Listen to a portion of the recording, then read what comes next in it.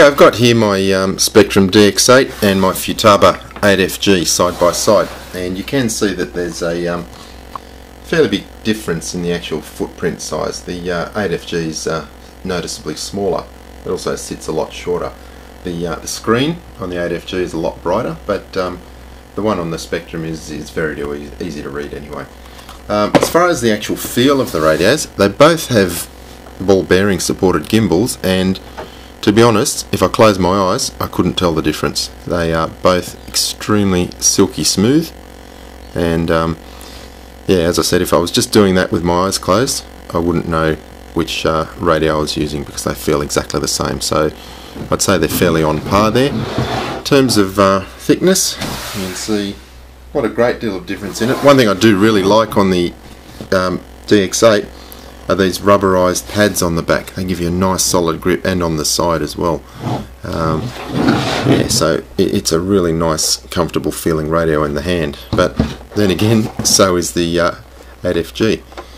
I honestly think it just comes down to personal preference now. Now that Spectrum has the DSMX frequency hopping, I don't think there's anything in it technology-wise. The DX8 probably has the edge on ease of programming. It's got some nice graphs to use. You have a look in here. We're going to actually, we've got to go into the setup menu to find those.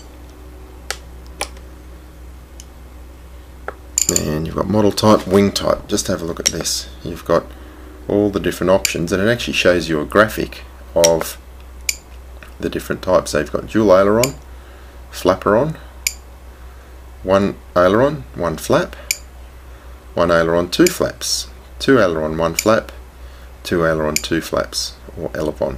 Okay, so you've got all those different options. And then you have different options for the tail as well. You've got normal tail. It's showing the elevator on the left and the rudder on the right in that diagram. It's showing a V-tail. It's showing dual elevators, and what you can do with dual elevators is set up something called an elevator, which means your tailplane can also act as ailerons.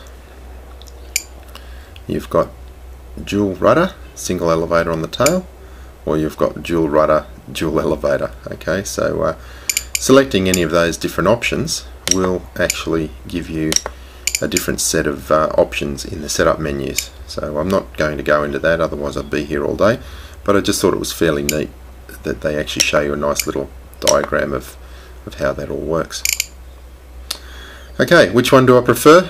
I prefer both. That's why I bought both.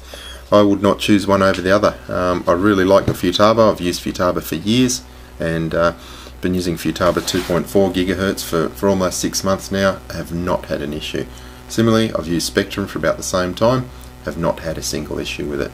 So you know, you're not going to get me to pick one over the other. I like both. I use both for different reasons.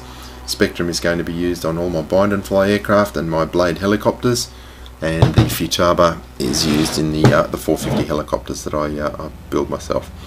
So I hope that's of use to you.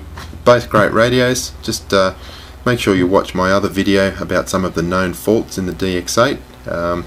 Futaba doesn't really have any known issues that I'm aware of, and certainly mine was absolutely flawless out of the box, but so too, well, my DX8 is good, but it had a bad joystick calibration out of the box, which you'll see in my other video. Anyway, thanks for watching.